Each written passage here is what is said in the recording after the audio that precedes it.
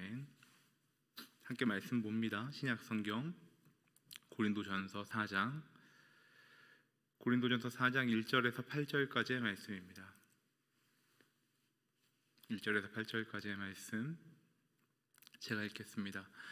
이와 같이 사람들은 우리를 그리스도의 일꾼이요 하나님의 비밀을 맡은 사람들로 봐야 합니다. 그리고 맡은 사람들에게 요구되는 것은 그들의 신실함입니다. 내가 여러분에게 판단을 받든지 사람의 법정에서 판단을 받든지 그것은 내게 아주 작은 일입니다. 사실 나도 나 자신을 판단하지 않습니다. 나는 양심에 거리끼는 것이 전혀 없습니다. 그러나 이것으로 내가 의롭다는 것은 아닙니다. 나를 판단하시는 분은 주이십니다. 그러므로 여러분은 때가 되기 전 곧 주께서 오실 때까지는 아무것도 판단하지 마십시오. 주께서는 어둠 속에 숨겨져 있는 것들을 밝히시고 마음의 동기를 드러내실 것입니다. 그때 하나님께서 각 사람을 칭찬하실 것입니다. 형제들이여, 나는 여러분을 위해 이것을 나 자신과 아볼로에게 적용해 설명했습니다. 이는 여러분이 우리를 통해 기록된 말씀에서 벗어나지 마라 라고 한 것을 배워 어느 한쪽을 편들고 다른 쪽을 대적하는 교만에 빠지지 않게 하려는 것입니다. 누가 당신을 구별합니까? 당신이 가진 것 가운데 받지 않은 것이 무엇입니까? 당신이 받은 것이라면 왜 그렇지 않은 것처럼 자랑합니까? 여러분은 이미 배가 불렀고 이미 부유해졌고 우리 없이 왕 노릇했습니다. 나는 여러분이 정말 왕처럼 다스렸으면 좋겠습니다. 그래서 우리도 여러분과 함께 왕 노릇할 수 있었으면 좋겠습니다. 아멘. 오늘 함께 읽은 고린도전서 4장의 말씀에서 사도 바울은 우리가 성도들이 어떻게 하나님의 말씀을 맡은 자들을 이해해야 하는가, 어떤 시각으로 봐야 하며 우리는 서로를 어떻게 대해야 하는가에 대해서 이야기하고 있죠. 고린도전서 1장 이후로 계속해서 사도 바울은 교회 안의 분열의 문제에 대해서 지금 다루고 있어요. 그러면서 그 분열이 실제로는 교회 공동체 안에서 말씀을 전하는 자들을 바라보는 성도들의 다른 이해, 그리고 그들을 추종하여 교회가 이제 당파로 갈라지는 그 문제를 보고 바울은 지금 계속해서 편지를 쓰고 있는 거죠. 그러면서 어떤 시각으로 우리가 그리스도의 일꾼을 복음 전달을 하는 자들을 보아야 하는가를 이야기하면서 1절에 이렇게 이야기하죠. 이와 같이 사람들은 우리를 그리스도의 일꾼이요 하나님의 비밀을 맡은 사람들로 봐야 합니다. 여기서 그리스도의 일꾼이다 할 때 그 휘페테레스라는 단어를 쓰는데 이게 어떤 단어냐 하면 예전에 노예들 중에 그 배의 가장 아래에서 노를 젓는 노예들이 있었어요.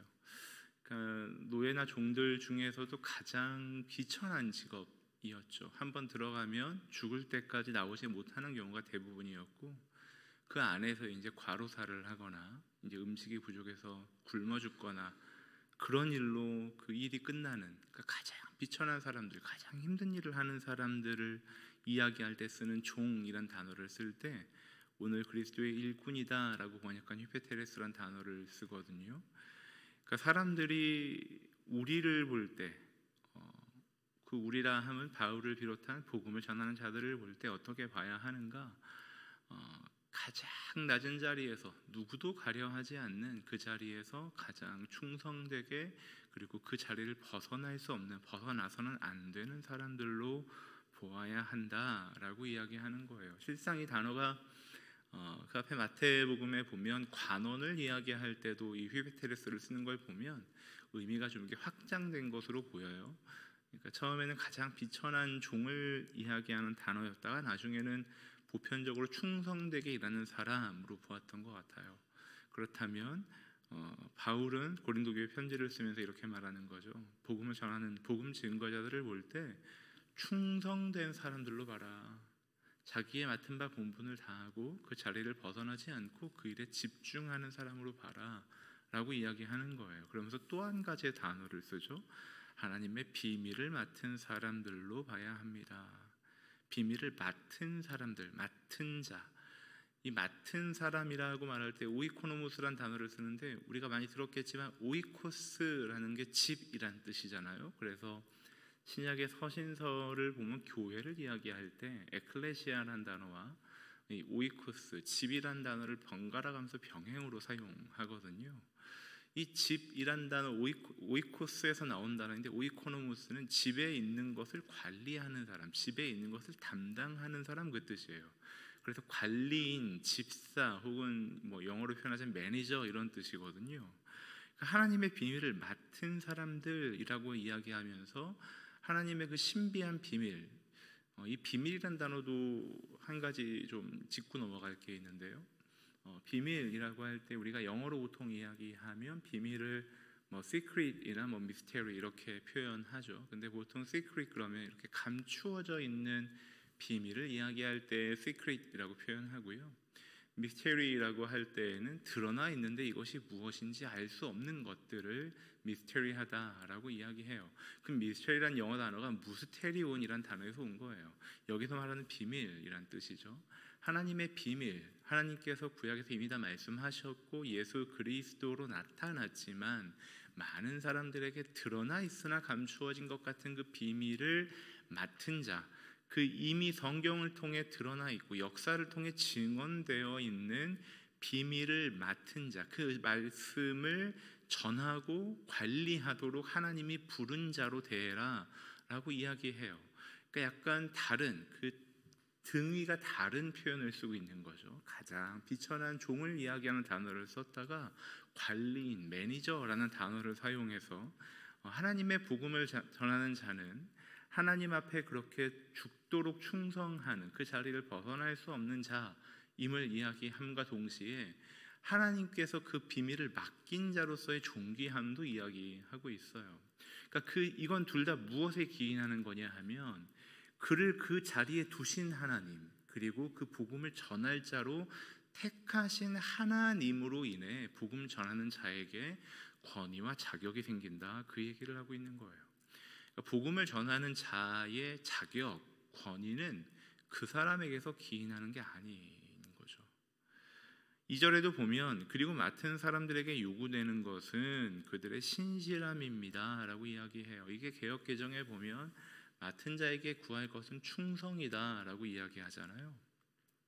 우리가 충성이라고 한다면 이 단어의 어감이 우리의 비장함 혹은 우리의 열심 이런 것으로 쉽게 가버리곤 하는데, 여기서 신실함이라고 이야기할 때는 일반적으로 그 faithful이라고 쓰는 단어, 그러니까 일관되고 믿음직한 모습을 이야기할 때 쓰는 단어예요.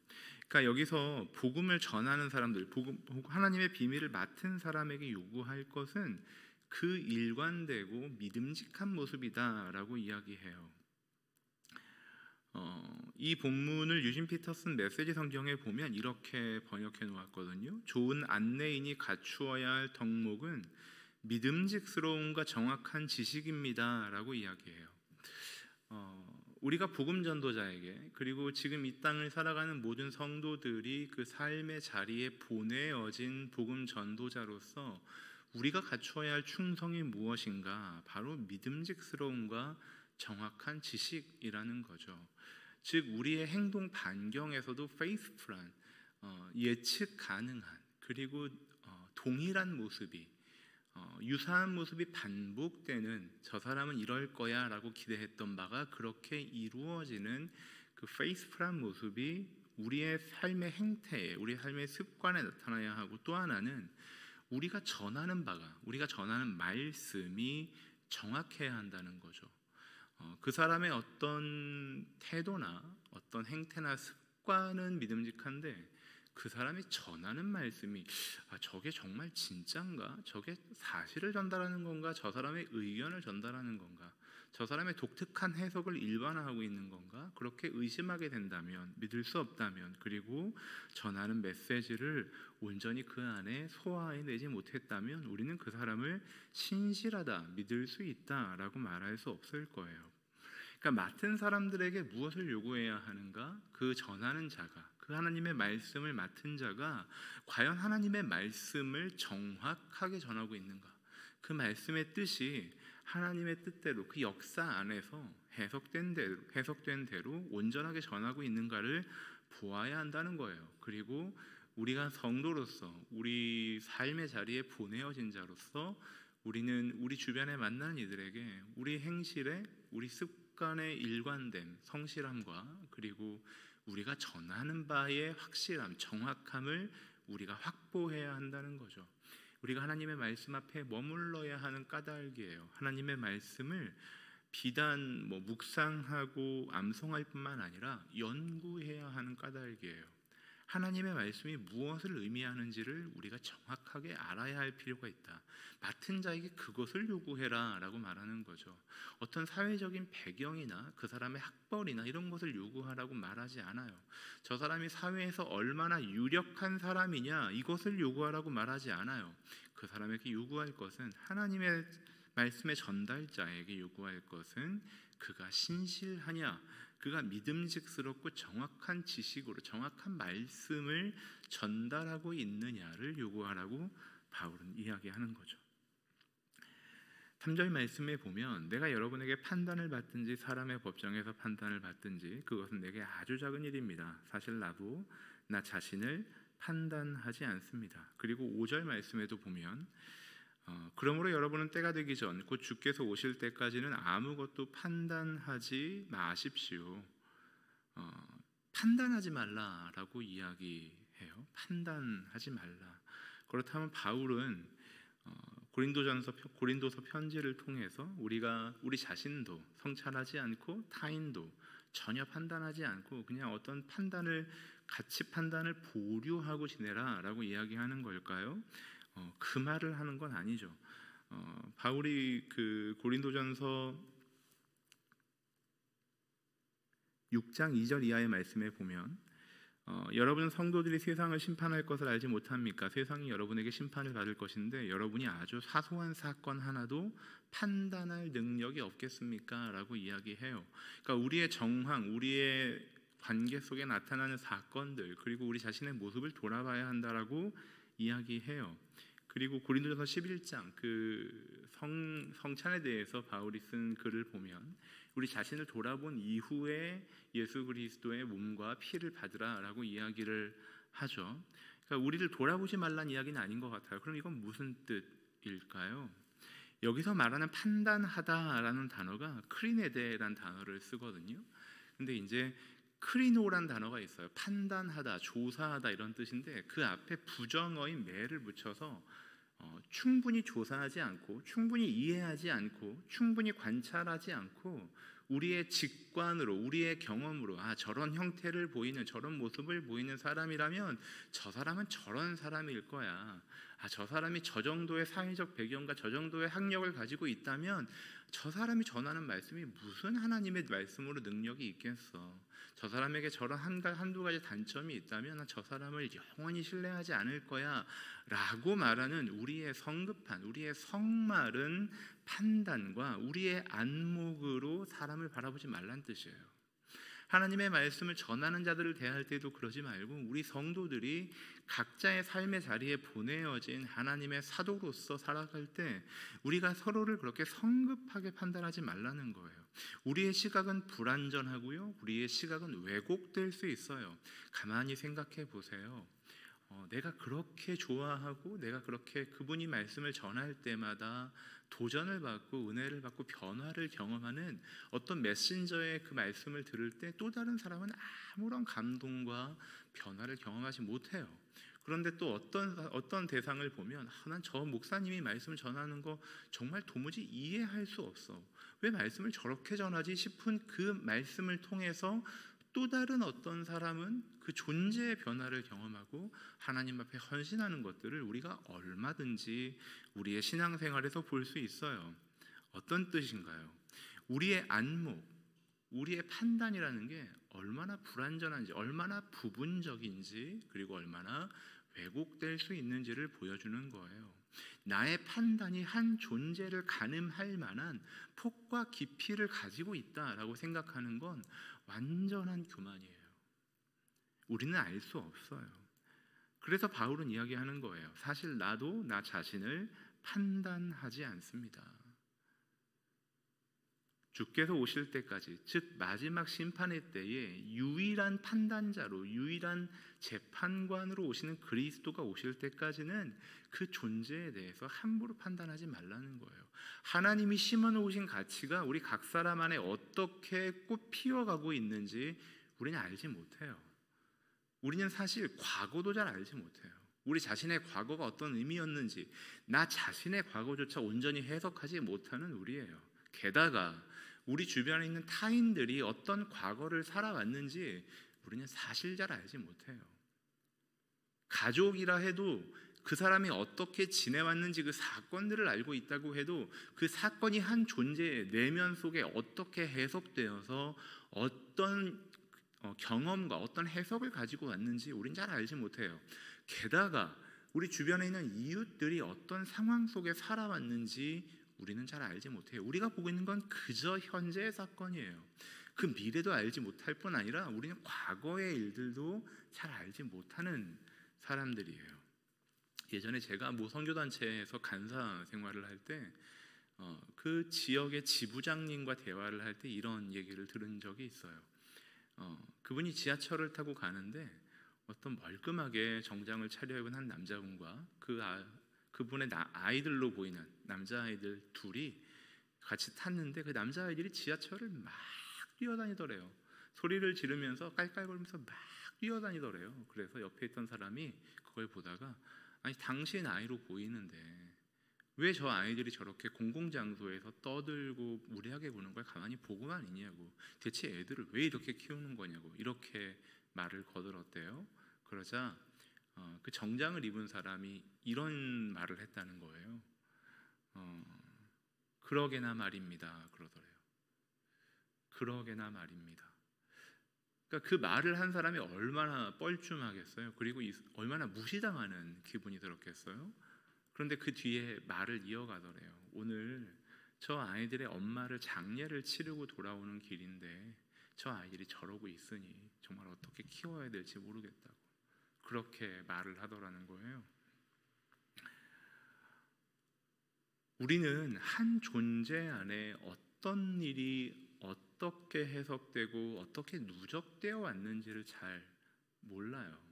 그리고 그 일들을 경험한 한 존재를 하나님이 그 사람에 맞게 어떻게 바꾸어 가고 계신지도 잘 몰라요. 그리고 그 존재가 결국 어떤 영화로운 모습으로 완성될지도 우리는 잘 몰라요.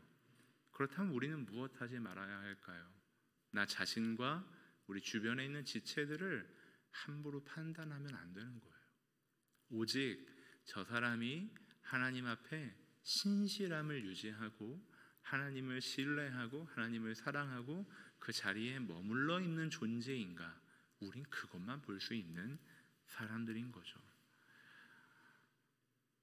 바울은 그렇게 판단하지 말라고 이야기하면서 4절에 보면 이렇게 이야기하죠. 나는 양심에 거리끼는 것이 전혀 없습니다. 그러나 이것으로 내가 의롭다는 것은 아닙니다. 나를 판단하시는 분은 주이십니다. 양심에 거리끼는 것이 전혀 없다. 그럼 바울은 완전한 삶을 살았다고 이야기하는가?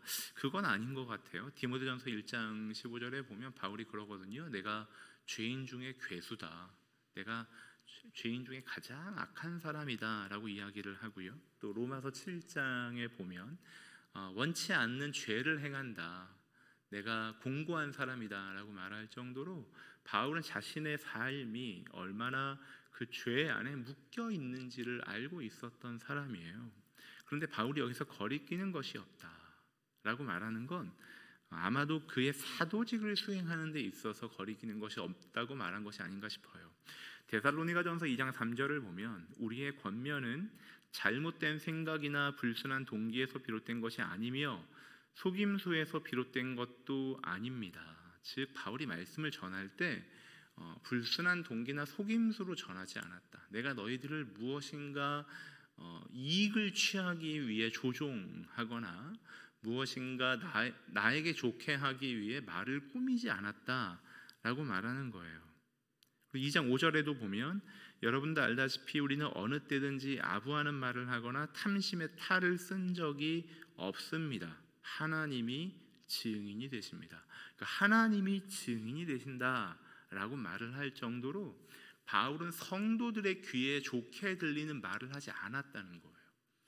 그러니까 사람들에게 미움받을 각오를 하고 복음 그대로 전했다라고 이야기해요. 적어도 내가 하나님의 말씀을 받아 그 말씀을 연구하고 그 말씀을 살고 그 말씀을 전하는 데 있어서 나는 그 어떠한 부끄러움도 없다. 나는 말씀 그대로 전하고자 했고 하나님 앞에 판단받는다는 것을 기억하고 당신들에게 존경과 사랑을 받기 위해 말씀을 꾸미거나 그 동기를 숨겨본 적이 없다라고 말을 하는 거예요. 그러나 그렇다고 해서 나의 사도직이 온전하다는 것은 아니다. 왜냐하면 나를 판단하시는 분은 주이십니다 라고 말하는 거죠. 주님께서 우리를 판단하세요. 주님께서 우리를 온전히 판단하시는 거죠. 고린도전서 4장 5절 말씀 중간 이후에 보시면 주께서는 어둠 속에 숨겨져 있는 것들을 밝히시고 마음의 동기를 드러내실 것입니다. 그때 하나님께서 각 사람을 칭찬하실 것입니다. 어둠 속에 숨겨져 있는 것들을 밝히시고 마음의 동기를 드러내신다. 하나님께서 예수 그리스도께서 이 땅에 다시 오셔서 우리에게 유일한 심판관으로 유일한 재판장으로 오셔서 우리를 판단하실 때 그분께서 어둠 속에 숨겨져 있는 것들을 밝히시고 우리의 동기를 드러내실 거예요. 우리가 어떤 행위를 했냐가 아니라 그 행위를 어떤 마음에서 했는가를 드러내실 거예요. 주님은 우리의 행위를 물론 보시죠. 그런데 우리 행위의 중심이 어디에 있는가를 보는 거예요. 우리가 어떤 동기에서 그 일을 하는가를 보는 거예요. 하나님께서 사람의 중심을 보신다라고 할 때 그 말씀을 영어 성경으로 보면 He will test the motive of your heart 그러거든요. He will, 그분은 반드시 테스트, 시험하실 것이다. 무엇을? motive of your heart, 너의 마음의 동기를 그분은 반드시 시험하실 것이다.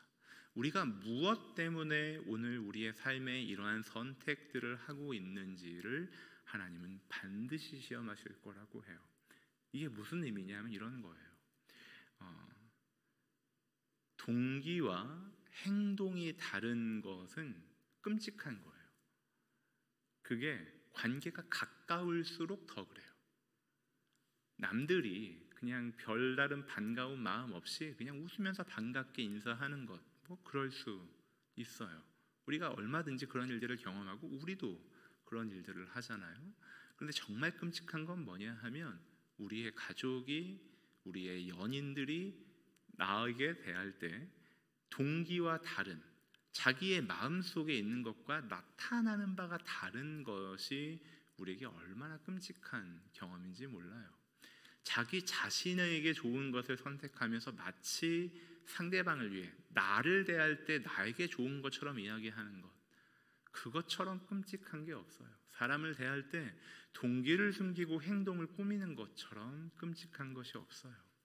하나님 우리를 사랑하셔서 말씀으로 천지를 창조하시고 인간에게 완전한 이 땅을 선물로 주셨어요. 우리를 사랑하셔서 인류 역사에 나타나는 그 수없이 반복되는 죄악을 뚫고 들어오셔서 하나님께서 선지자와 사사와 왕들을 보내시고 그들의 잘못을 경고하시고 그들을 결국 용서하고 회복하셨어요. 하지만 그래도 이스라엘 백성들이, 인류가 하나님 앞에 돌아가지 않자 그분은 예수 그리스도, 하나님의 독생자, 완전하신 하나님께서 이 땅에 오셔서 십자가에서 죽으시고 부활하신 거예요. 그분이 얼마나 우리를 특별하게 대하시는지를 우리가 알 수 있어요. 우리는 오늘도 경험하고 있어요.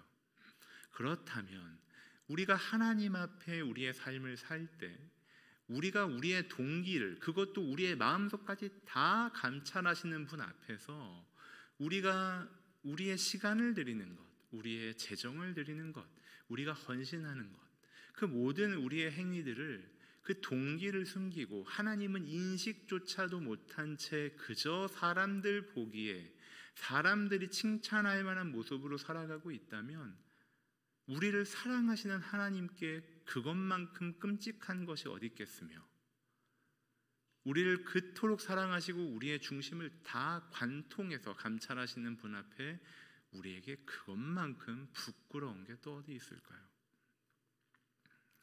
성도가 하루의 삶을 살며 행동한다는 것은 우리가 어떤 행동을 하느냐 이전에 내가 어떤 동기로 살아가고 있느냐.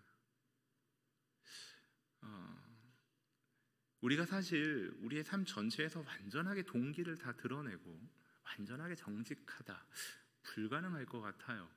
그래서 언젠가부터 제가 저 스스로 훈련하고 있는 건 동기를 숨겨야 하거나 말에 거짓을 담아야 한다고 생각이 될 때는 차라리 침묵하곤 해요. 물론 이것이 훌륭하다 잘하고 있다를 말씀드리는 게 아니라 저 자신의 훈련이에요. 우리가 동기를 하나님 앞에 그리고 공동체 앞에 드러낼 수 있을 정도의 성숙함이 훈련되었으면 좋겠어요. 저와 여러분들이 하나님 앞에 그리고 사람들 앞에 나의 동기가 나의 마음이 어떠하다를 정말 진솔하게 정말 담백하게 표현할 수 있는 정도의 말과 행동들을 했으면 좋겠어요. 과장하거나 숨기지 않았으면 좋겠어요. 주님께서 마지막 때 그 심판의 때에 오셔서 하시는 건 뭐냐 하면 우리의 동기를 드러내시는 거예요. 오늘 하루를 지내시면서 우리가 우리의 동기를 점검해 봤으면 좋겠어요. 말을 하기에 앞서 깊게 생각해 봤으면 좋겠어요. 내가 어떤 동기에서 이 말을 하고 있는가? 내가 어떤 의도를 가지고 하고 있는가? 그런데 그것이 나 스스로 돌아보기에도 부끄럽고 거짓이라고 느낀다면 차라리 조금 더 생각하고 조금 더 침묵하고 진실을 이야기하고 드러낼 수 있는 성숙한 동기를 빚어낸 이후에 우리의 행동을 하는 게 하나님 보시기에 그리고 공동체 안에 아름다운 것이다 라고 생각해요. 6절 말씀에 보면 형제들이여 나는 여러분을 위해 이것을 나 자신과 아볼로에게 적용해 설명했습니다. 이는 여러분이 우리를 통해 기록된 말씀에서 벗어나지 마라 라고 한 것을 배워 어느 한쪽을 편들고 다른 쪽을 대적하는 교만에 빠지지 않게 하려는 것입니다. 사람들이 바울파로, 아볼로파로, 게바파로, 그리스도파로 나누어져 있었잖아요. 그러니까 바울은 그렇게 하지 말라는 거예요. 그리고 보라는 거죠. 우리가 어떻게 하나님의 말씀 안에 연합되고 있는지 보라는 거예요. 앞에 고린도전서 3장 5절 이하에 보면 그러면 아볼로는 무엇이고 바울은 무엇입니까? 여러분을 믿게 한 사역자들일 뿐입니다. 그들은 주께서 각각 맡겨주신 대로 일할 뿐입니다. 나는 심고 아볼로는 물을 주었으나 자라게 하신 분은 하나님이십니다 라고 이야기해요. 그러니까 바울의 사역이 다르고요, 바울의 은사가 달라요. 마찬가지로 아볼로의 은사와 아볼로의 사역의 내용이 달랐어요. 사역의 대상도 달랐어요. 그런데 뭐예요? 자라게 하시는 하나님 앞에 각각의 역할이 있어서 연합했다라고 이야기해요. 그렇게 분열되지 말고 하나님께서 무엇을 하시며 그 하나님이 하시는 일 앞에 우리가 어떻게 연합되고 있는지, 그 능력을 주신 하나님 앞에 우리가 어떻게 하나 되고 있는지를 보라는 거예요. 왜 어떻게 그렇게 할 수 있는가? 7절 말씀에 보면 나오죠. 누가 당신을 구별합니까? 당신이 가진 것 가운데 받지 않은 것이 무엇입니까? 당신이 받은 것이라면 왜 그렇지 않은 것처럼 자랑합니까? 아볼로에게 있는 그 지식과 언변의 능력, 바울에게 있는 그 특별한 권능과 기사를 드러내는 그의 은사, 그리고 잘 정리하는 지식과 필력, 이 모든 것들이 하나님에게서 받은 거라는 거예요. 자신들의 것이 아니죠. 그렇다면 나누어질 이유가 없다는 거예요. 왜요? 주신 분이 있기 때문에. 4장 1절 말씀에서 본 것처럼 그리스도의 일꾼이고 그리스도의 비밀을 맡은 자예요. 어떤 한 주인께서 그 모든 능력도 주시고 은사도 주시고 전할 바도 주셨어요. 주인이 한 분이에요. 그럼 나누어질 바가 없다는 거죠. 내 것이 아니니까, 주신 분이 한 분이시니까 왜 자랑하냐는 거예요. 왜 그 맡은 자들이라 하면 그 자신에게 있는 은사와 전하는 능력을 왜 자랑하며 그 어떤 맡은 자, 그 말씀을 전하는 자를 따르는 사람들이라고 한다면 내가 왜 그곳에 소속되어 있어서 나는 특별한 조직이고 공동체 안에 있다라고 자랑하냐는 거예요. 바울은 복음을 이야기할 때 자랑을 극도로 경계해요.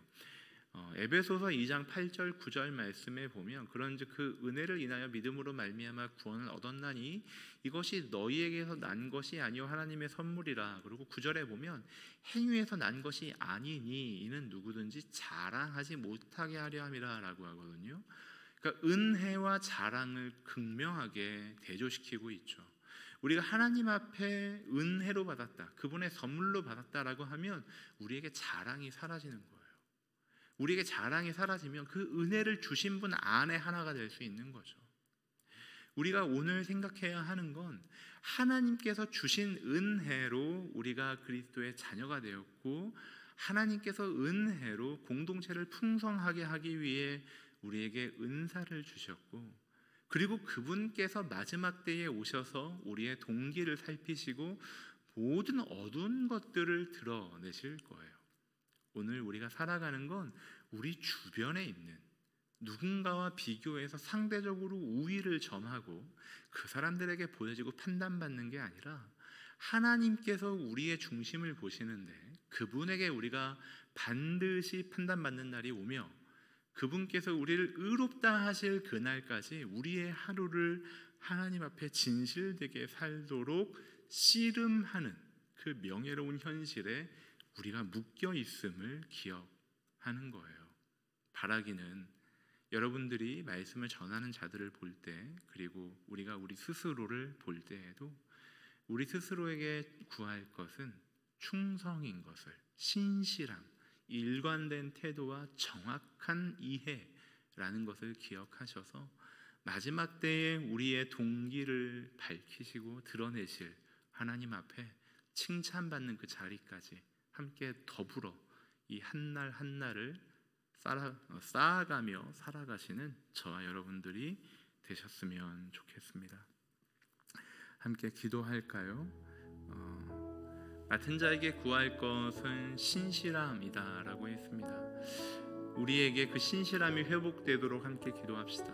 하나님, 나에게 내가 시간을 쓰는 것에 있어서, 내가 약속을 지키는 것에 있어서 내가 일관되게 신실하게 해주십시오. 그리고 내가 전하는 아버지의 말씀이 성경에서 벗어나지 않도록 내가 그 말씀을 정확하게 이해하고 연구하고 묵상하고 살아서 그 말씀을 아버지의 마음 그대로 전할 수 있는 내가, 우리가 되게 해달라고 함께 기도하겠습니다. 기도합니다.